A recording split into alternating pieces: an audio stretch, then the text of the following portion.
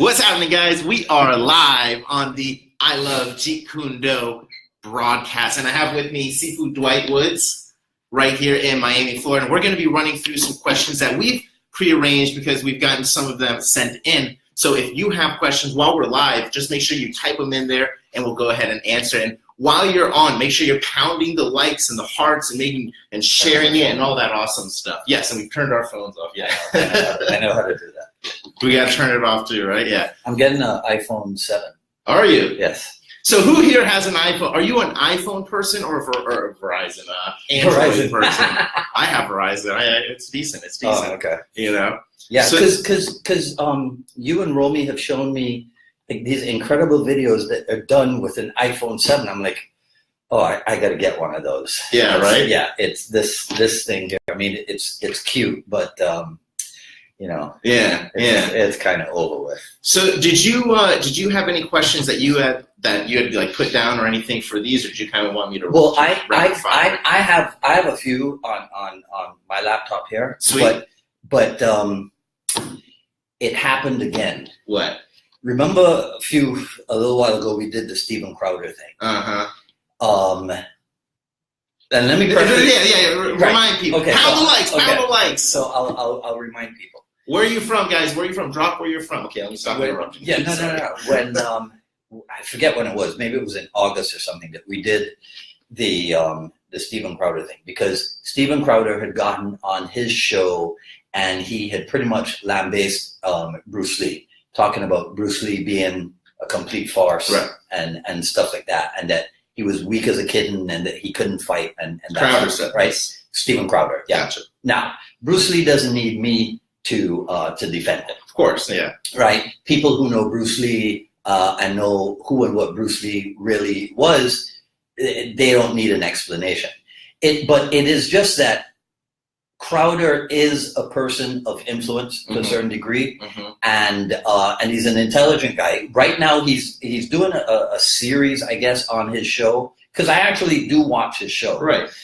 He's doing a series now where it's something like they sit down and they invite people to come have a conversation with them. That's awesome. So the one that I saw was which one did I see? I think it's I am pro gun, change my mind. That's like the whole series, right?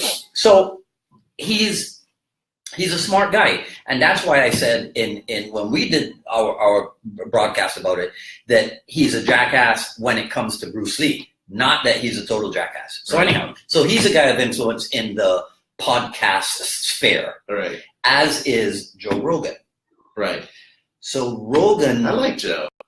I do too, a lot. Yeah, a lot, because he's another smart guy. But there's a thing, and let me preface it with this: anytime that you hear somebody like me who has his own little podcast criticizing somebody like Steven Crowder or Joe Rogan. Crowder has 1 million subscribers. Rogan has probably 2 million, close to 2 million. So anytime that you hear somebody like me criticizing them, it's because I'm jealous. Yeah. Right? It's because secretly, way down inside, I'm wishing that we already had 1 million subscribers, right, and 1 million members on I Love Jeet Kune, right? Okay, so we're headed there. Yeah, we are. 70,000, just right? Just 70,000. We are. I mean, and everything in its own time. But this is the issue. This is the issue that I have.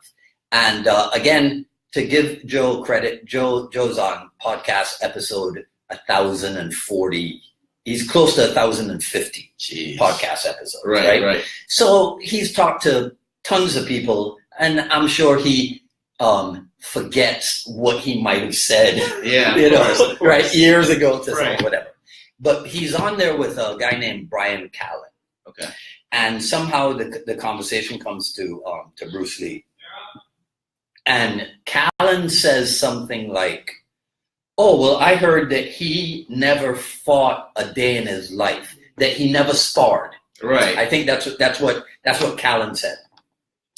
And Joe didn't correct him, so to speak, which is interesting because when back in an earlier episode, this is like episode 600 and something, when he was talking with Joey Diaz, Joe made the point, and we've talked about this before, that even if Bruce Lee never competed, it's obvious from the fight with Chuck Norris that he sparred a lot. Right. So when I heard Callan say, oh, I heard Bruce Lee never sparred a day in his life, I was sure that Joe was going to go, no, that's not true. Well, isn't there a video, like a 5 billion viewed video of him sparring or something? Or fighting? Or what is that? So that video. Guys, pound the likes.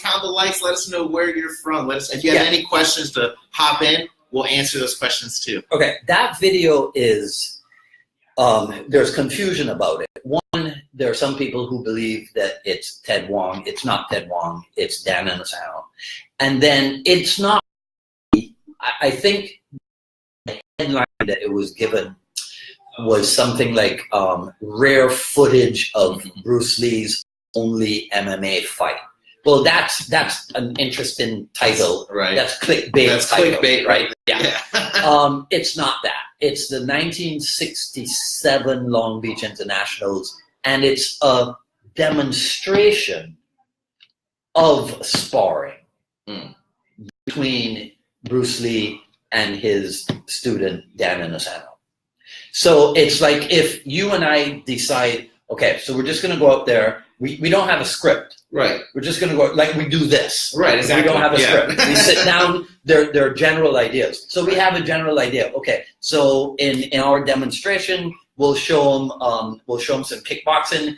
We'll show them some trapping. We'll show them trap or something like that. But we don't know exactly when it's going to happen. Right. We just go with the flow, which is very JKD. Yeah.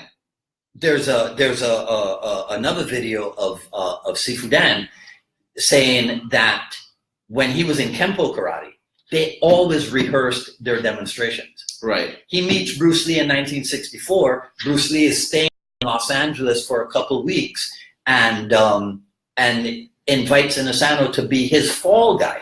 And they never rehearsed.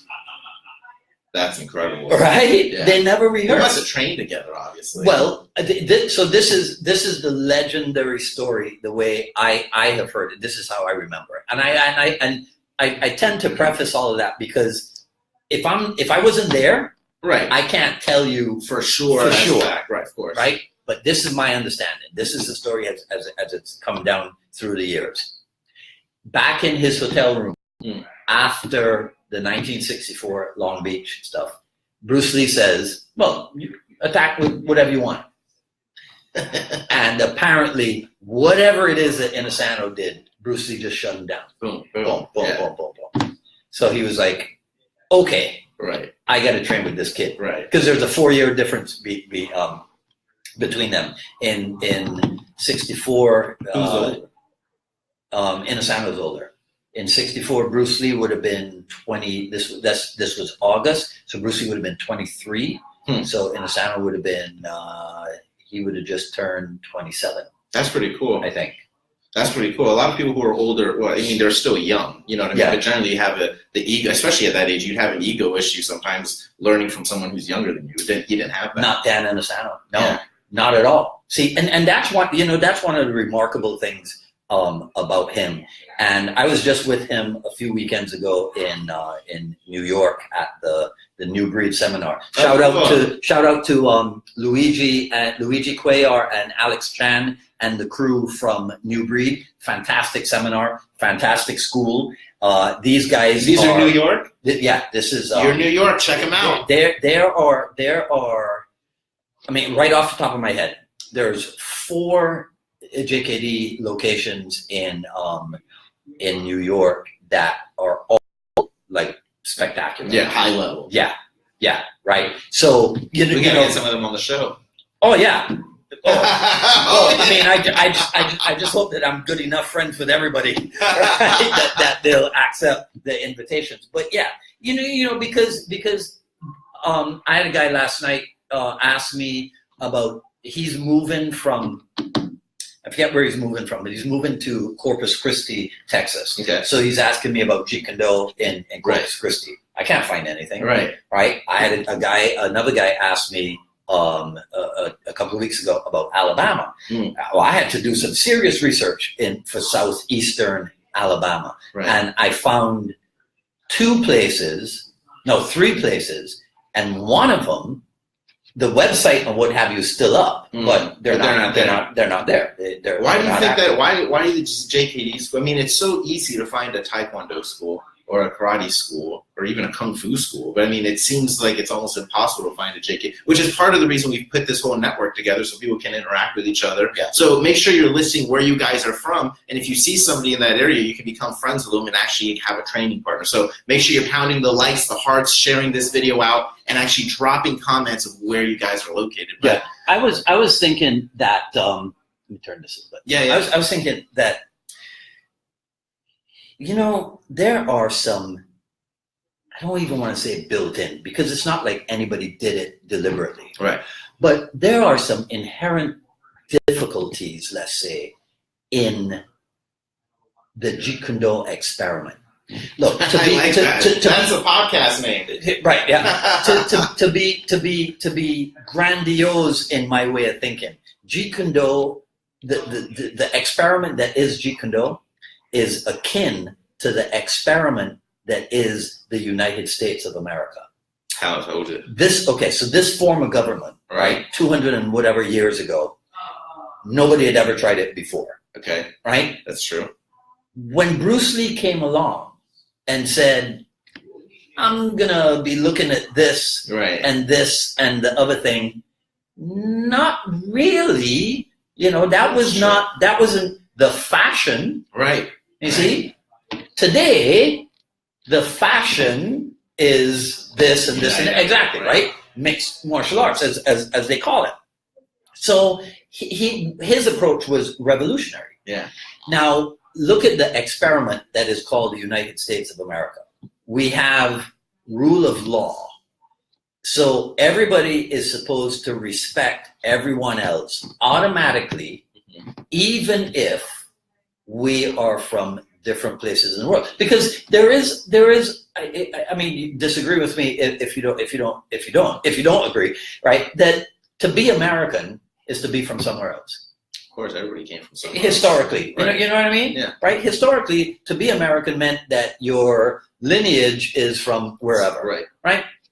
Well, so you don't have in the early days of JKD. You had to have come from somewhere else. Absolutely. Right? Absolutely. Because it's not like, oh yeah, I moved to in 1970 and I had been training JKD, right, for 10 years, right, in another part of the world or another part of town, but I moved to LA and just fell into a school there. No, you had to be in LA. Right, absolutely. And that was it. So that's what I mean by the inherent difficulties or issues. So I mean, this is another question we get. Can pretty much anything be JKD? Can somebody say, hey, you know what? I like this kung fu or that kung fu or Krav Maga or whatever, and I'm going to make that my JKD, and it's JKD. Well, can anyone do that? Okay, so JKD. So what's the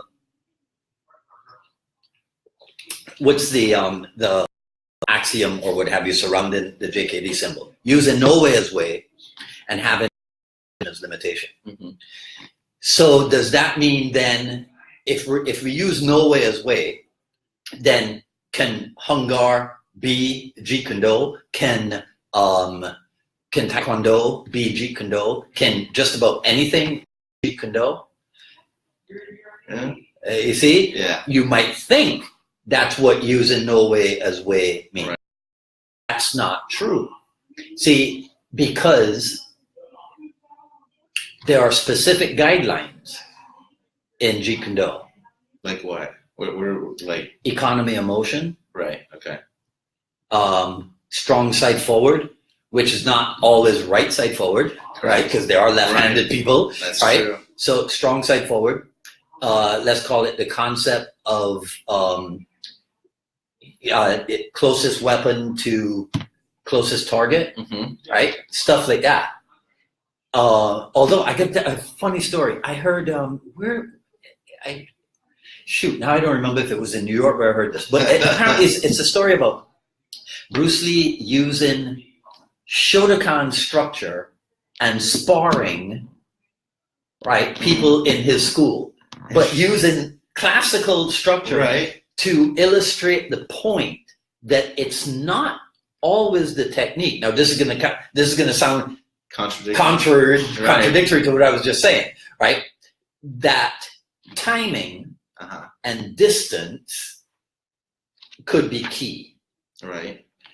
Okay, so now it's like, well, wait, you were just saying that there's specific this and there's specific that, but now Bruce Lee used Japanese karate, whatever. Well, that's because a punch is a punch. Mm-hmm. The idea of blocking and then hitting, that's a valid approach to fighting. Yeah, absolutely. But what if there is a predominance of block and hit, block and hit, block and hit in the structure of certain martial arts, and they never look at evade and hit. Oh, right. They never look at stop hit. Right. They never look at simultaneous parry and hit. Mm. See? Mm-hmm. So now maybe they do have something in common with JKD, block and hit. Right. Except that, but JKD's structure for block and hit would never be this and this. Right. The timing of it in terms of touch and go might be the same. Yeah. But the physical or technical structure probably wouldn't be the same. Right. Because we don't have that classic. But if I hit like that, that's somewhat related to this. It's just that the timing is different. Because I'm not one and then two. Right. I'm one. Yeah. You see? And then based on where my body happens to be, this structure is similar to that structure. So does it go back to what's efficient? What's most efficient? Yeah, because sometimes what's efficient is, like Bruce Lee said one time, that efficiency is anything that scores. Yeah. Right? But that doesn't mean you trip and you fall down, right, on the guy and you break his leg, and so you go, hey, tripping and falling down is efficient. That's my technique. Right? So I'm going to build a whole martial arts system just on the right, based on tripping and falling. Right? No, it's not that ridiculous. Yeah. And it can't be that ridiculous. So it's, again, the experiment that is the United States of America requires open-mindedness, open-heartedness, if that's a word, mm-hmm. and you have to be willing to let other people have their voice. Yeah. You see?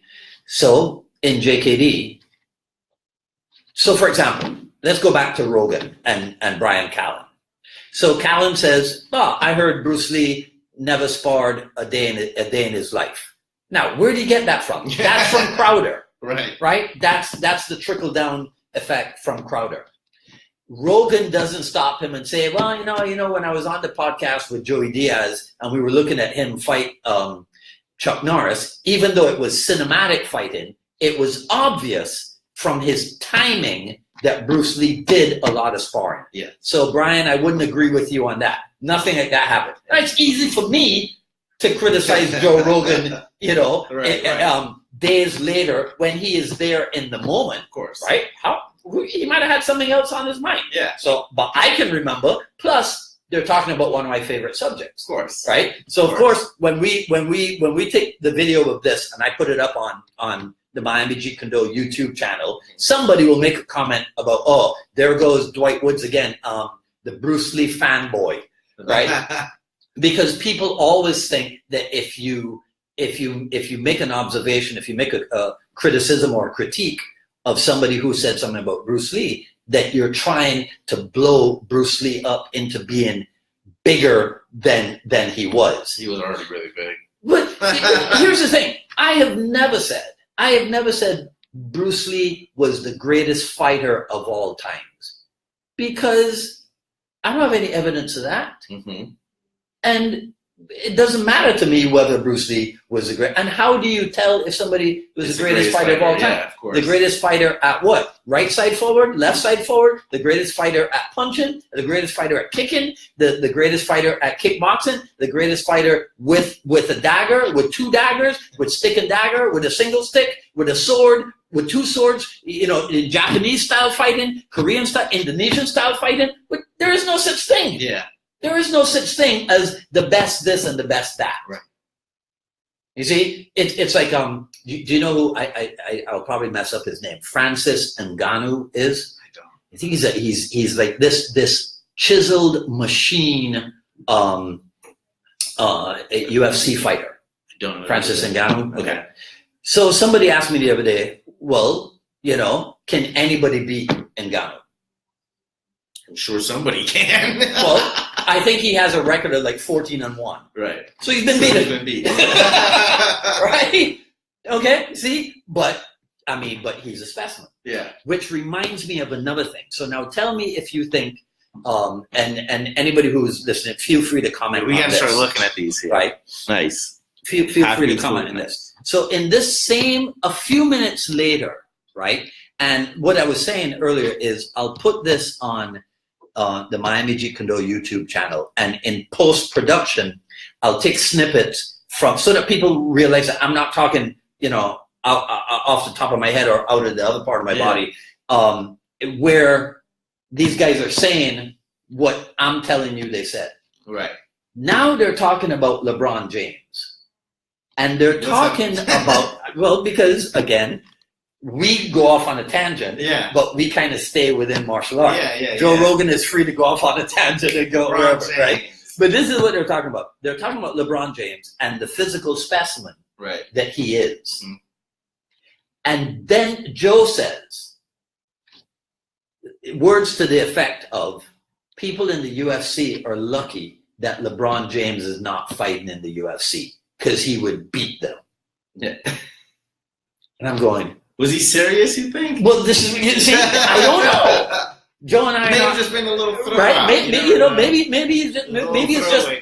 it's just for laughs. Right. And maybe what he's trying to say, because they were talking about Bo Jackson also. So maybe what he's just trying to say is that LeBron James is a heck of a physical specimen, and he would be good at anything that he put his mind to. Right. That's probably what he means. Yeah. But the way it comes out, because, you know, Joe is a showman. So he says, people are lucky that he's not in the UFC because he beat everybody, because he's a physical specimen. And I'm just thinking, okay, so LeBron James, you don't know if LeBron James knows how to kick, punch, trap, and grapple. Exactly. But because he's a physical specimen, he's being given more legitimacy in the UFC than Bruce Lee. Yeah, that's insane. A guy who can kick, punch, trap, and grapple, right? Did before everyone else. And even if it was cinematic, he beat an NBA All-Star. He beat. That's right. Yeah, that's right. No, right? He beat a physical specimen, right? No, I'm kidding, right? But to me, that's something that that I will defend if people talk smack, so to speak. Yeah. Right? I mean, because Joe's not one of those disrespectful martial artists. Yeah. Right. Actually, I used to think that he was incorrect when he described himself as having an encyclopedic. I messed the word up. Encyclopedic knowledge of martial arts.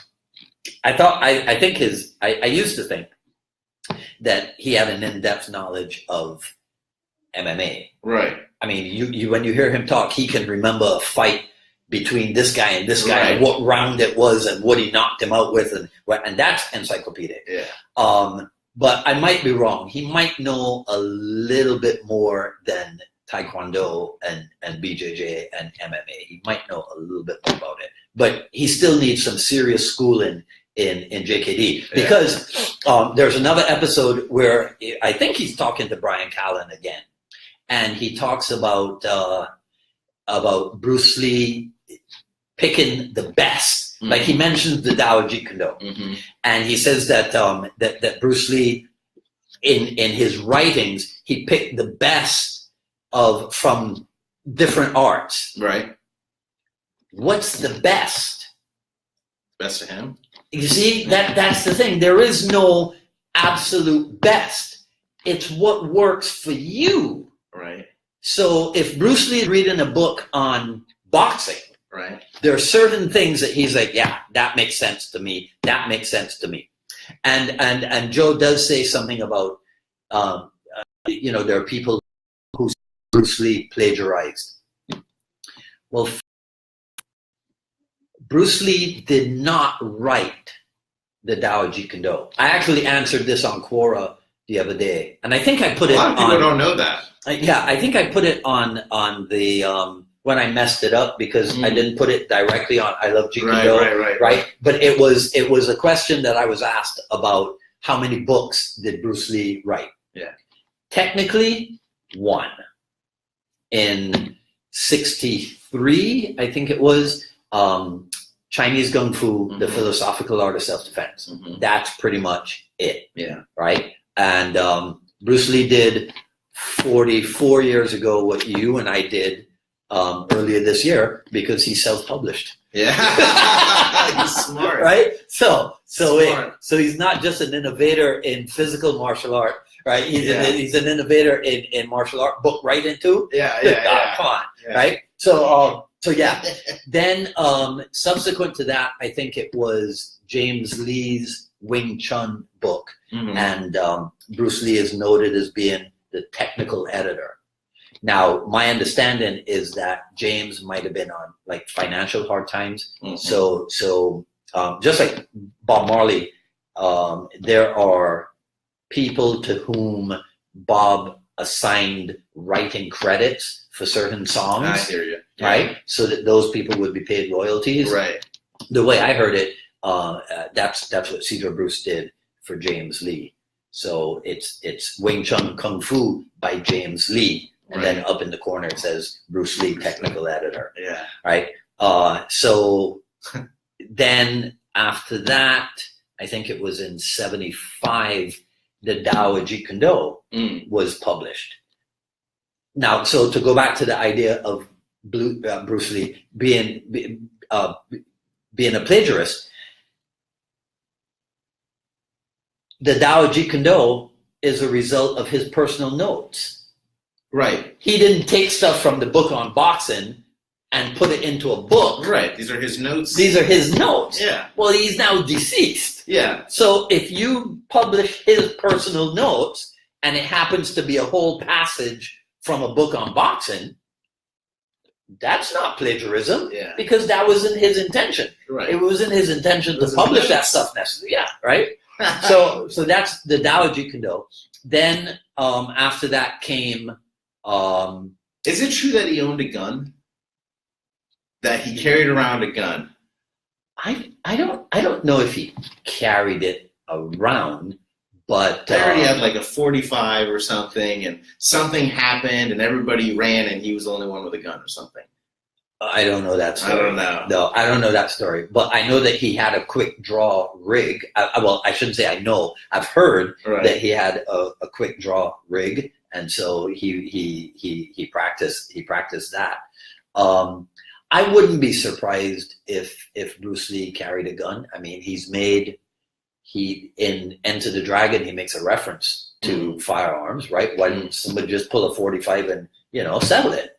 Right? Yeah. And then they go, well, no, Han had an accident, so no guns are allowed. Then in Way of the Dragon, people pull guns and everybody has to stop, right? So he makes the darts, right? So you pull the gun, I stick the dart in you, you drop the gun, I pick up the gun, and then I throw the gun away, right? Because I don't know how to use it.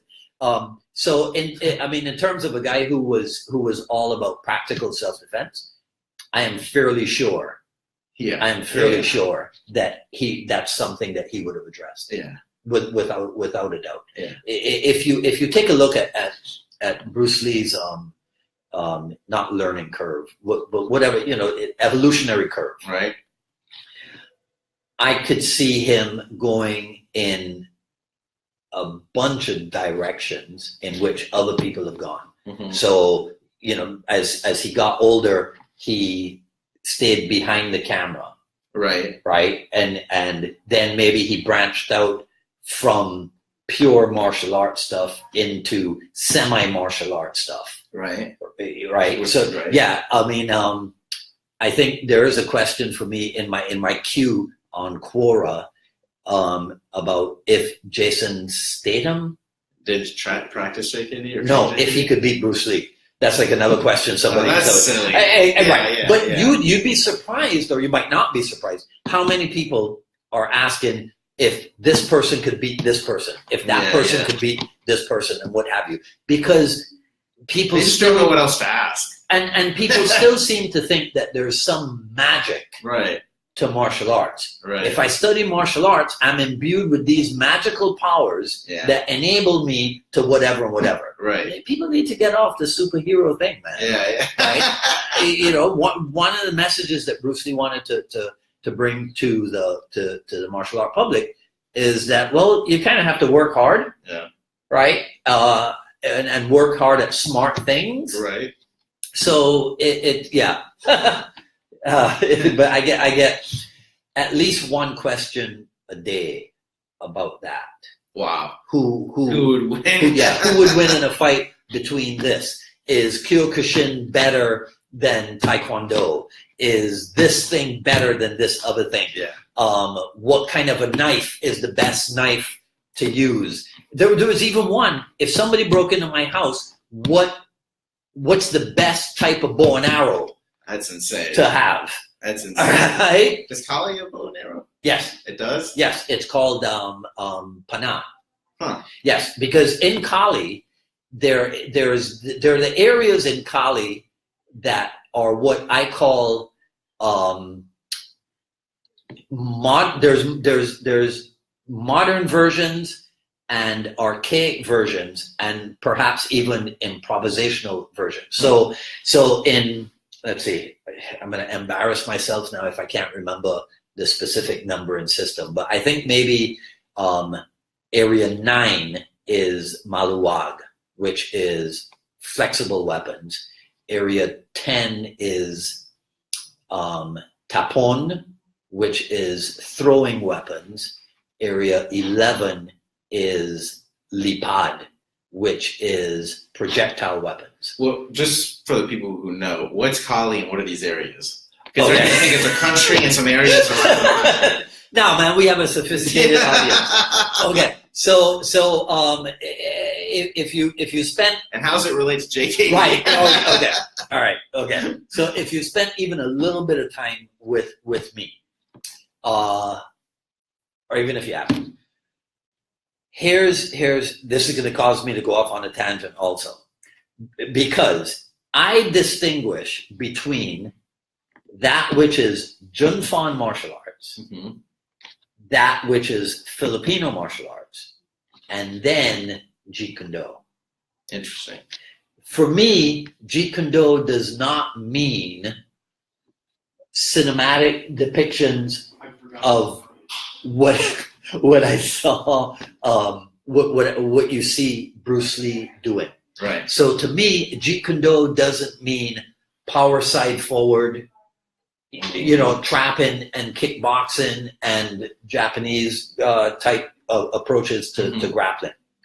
Jeet Kune Do goes beyond that. That to me is Junfan martial arts. Okay. So there's is that like that was his first kind of evolution, first? Yeah, because there was a time where what Bruce Lee did was referred to as Junfan Kung Fu. Right. Right. Even the like you could get in the T-shirt series. There's stuff that says Junfan Kung Fu Institute of Seattle, Junfan Kung Fu Institute of Oakland. And that's before he even had the idea of Jeet Kune Do. This is before the term Jeet Kune Do was coined. Gotcha. Yeah. So I think even like way back in the early 60s in Seattle, Chinatown, it was referred to as the Junfan Kung Fu Institute, which is the place where Lee Junfan, Bruce Lee, trains martial arts. Right. That's what Institute Jun Fan Gung Fu, right? That's a way of reading it. So if then after his transition, we have to sit down and now we have to essentially write the history of Bruce Lee. Mm-hmm. We can say, well, there was the Seattle era, right? Then there was the Oakland era, then there was the Los Angeles era. Right. So the Los Angeles era would be the Jeet Kune Do era, right? Mm-hmm. Whereas Seattle and Oakland, Jun Fan. Oakland would be Jun Fan, and Seattle would be like modified Wing Chun. Mm. That's one way of saying it. I'm trying to think of a way of relating it like to music or something. Right. Let's say that there is Gordon Sumner as a member of the police. You know who Gordon Sumner is? Do you know who he is? Did I ever tell you I was on a plane with him one time from Miami to Barbados? No. Yeah. This would have been 1984 or 85. I may even have that wrong. Yeah. It's when he came down to Barbados to record the Dream of the Blue Turtles album at Eddie Grant's studio in St. Philip, Barbados. He traveled as Gordon Sumner. That's his real name. That's Sting's real name. Amazing. Mm-hmm. Did he do Jeet Kune Do? I don't know if he did Jeet Kune Do, but then we brought the equipment in for recording. So right. I unloaded and touched Omar Hakim's drums, right? Which was like a dream come true. Oh yeah. You just have to watch They did a documentary about the formation of that band and the recording of that album. It's a documentary called Bring On the Night. Just the opening song as the opening credits of that documentary, and you see Omar Hakim drumming, you'd understand why, for me, right, a self-taught percussionist touching his drums, man, it was the best. Anyhow, what are we talking about? I forgot. Sting and somehow went to Jeet Kune Do. Yeah, that's it. Well, you know, the different eras. Right. Yeah. So I don't remember. Yeah. So Jun Fan, it started in Seattle area.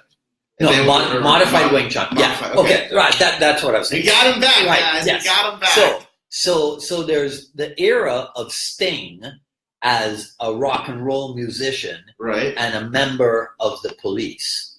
Then there's the era of Sting as a solo jazz artist, right? You see, because that's what they called his music on the first solo album. And then maybe there's like a third version of Sting since he's been solo. Right. It's something similar. That's not the best analogy, but it's all I could come up with. Right? Or even like Carlos Santana, right? So Santana gets on the map in '69 at Woodstock, right? So then that they build as a Latin rock band. Yes. But then Santana goes through an era where he's kind of psychedelic with the Mahavishnu Orchestra and what have you. And then years later, Santana is a darling of the MTV crowd, right? Yeah. You see, but the generation in Woodstock, they might not have anything to do with MTV. And then in between, when he was, I think he was like a big time yoga adept or what have you. So people go through these phases. Bruce Lee died at 32. He didn't have enough time to go through a whole bunch of phases. So unfortunately, we are left with an incomplete portrayal of this artist known as Bruce Lee. So a lot of it is open to conjecture. A lot of it is open to criticism. Right. And then because he himself, actually, this goes back to what we were talking about at the beginning of our session here, why it is that we don't find Jeet Kune Do all over the place. There was no blueprint or template for moving this thing forward. you listen to Sifu and Asano, and he'll tell you that every month the curriculum was kind of changing as Bruce Lee was working on this and working on that, and maybe which I hate to do this because people are going to go, this guy's a wacko. In that same documentary with Sting, he's talking about the difference between a rock guitar solo and a jazz solo. He says that in music, if you take a solo, you have to burn, from note number one. But jazz is not that way. In jazz, you are allowed a few bars to warm up and see where you're going. And then if you don't like that path, you can jettison that and go down another path in your solo. That's how jazz is. Well, JKD is a little bit like that because you could be in a fight and in the split-second analysis, be like, okay, here I go. And then something happens, and you got to be able to change mode, right? Mixed martial arts is like that. You could be a striker, and with no knowledge of ground fighting, find yourself in a whole heap of trouble, or vice versa. If you look at modern, not modern day, I don't want to say modern day, but look at the evolution of MMA itself. UFC 1 doesn't seem to resemble whatever they're at now. Like UFC 617. Or wherever they are. So everything evolves. So you can be sure that Bruce Lee would have evolved also. And so that's why you could say that there's differences of opinion. There are people who, in order to be true to their idea of the Bruce Lee lineage, they continue to evolve. They seek to evolve. Goes back again to this experiment that is the United States of America. If you think about the political climate in this country right now, we talked about Steven Crowder. I just remembered one of the other sit-downs that he's doing is about the whole transgender issue. Well, if America was a fixed, if America, like Jeet Kune, was not a process, and was a product, then there's only one way. You see, Jeet Kune is not a product. There is no fixed Jeet Kune. It continues to evolve. As long as it matches that criteria you had mentioned before. Well, yes. So law in America continues to evolve. You see? Because it's not fixed. It continues to evolve, and it's based on different things that come up in society or what have you, because it's not fixed, right?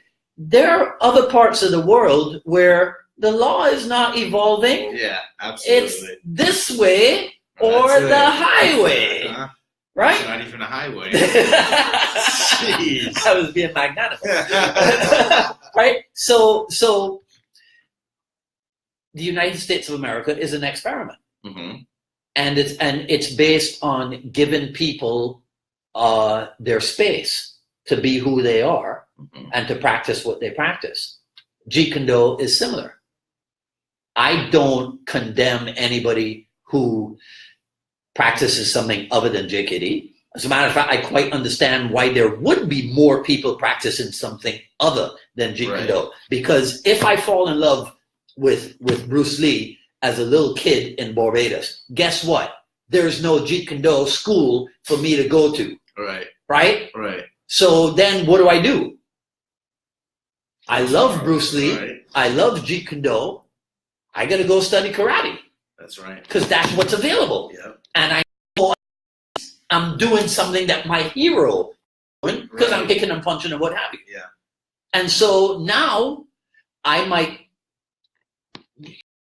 maybe I have a really good time in karate and I never seek out Dan and Asano in JKD, and I get my, maybe I become because I'm a martial arts fanatic, I become top level, right, in Shotokan or something like that.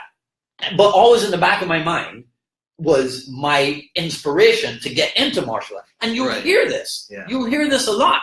There are a lot of people inspired to get into martial arts, inspired by Bruce Lee, who never studied JKD, but they got real good and whatever. Right. But they were inspired by him. Then there are people, dig this, there are people inspired by Bruce Lee to get into Kung Fu. Interesting. Because Bruce Lee was the king of Kung Fu. Yeah. It was Hong Kong cinema. Yeah. He was part of Hong Kong cinema. So right alongside Bruce Lee is David Chang and Fu Sheng and Ti Lung and Chi Quan Chun and Chen Quan Tai. And now kind of the new thing, well, not new, but a lot more people are paying attention to the fact that Jackie Chan stunted for Bruce Lee. Yeah. Right. Yeah. You know, so he got beat up a little. Yeah, you can go on the YouTube and there's like pictures of the courtyard fight, and there's a still and put a circle and an arrow and go, that's Jackie Chan. That's right. Hilarious. And then there's his time on screen with Bruce Lee in Enter the Dragon, where he does the kick and then he does the punch and he traps him and then he arm locks him and he here locks him and then he snaps the neck and whatever, right? Not as well known apparently is that BruceLee, Jackie Chan stunted in Fist of Fury. Oh, I didn't know also. That. Yeah. Yes, he does.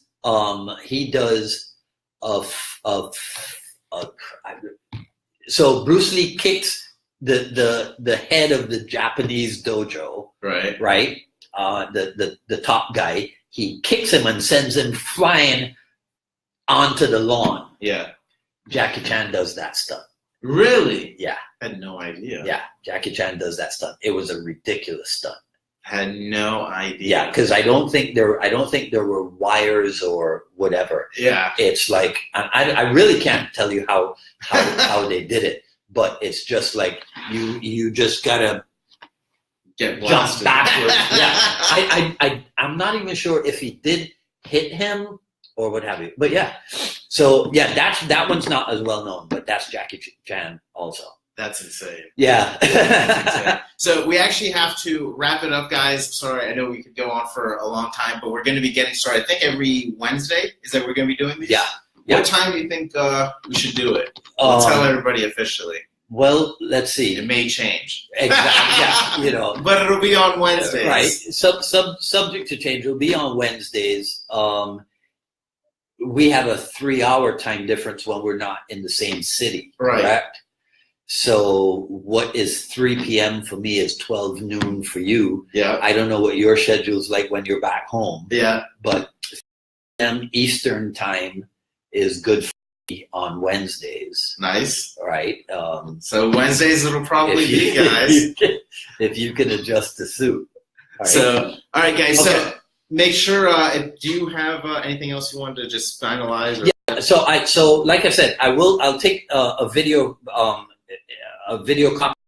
I'll put it up on the YouTube at Miami Jeet Kune, and I'll insert the video clips of the stuff that we referenced, the Joe Rogan stuff.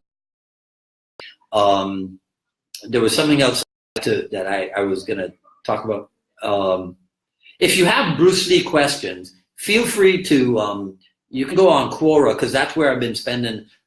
He's always answering questions there. Yeah, Well, there are people who need answers. That's right. That's right. You know, and that's one of my functions. I mean, I asked Dan Insano in New York a couple of weeks ago. This is how I got to spend some private time with him. And I was like, so this whole thing that you do where you train in martial arts from different countries, that's like your contribution to racial harmony around the world. He goes, yeah. Yeah. That's interesting. Yeah. And we'll end on that note right there. We'll see you guys soon. Make sure you join our I Love Jeet Kune Do group here on Facebook. It's totally free if you haven't done it already. Take care, guys.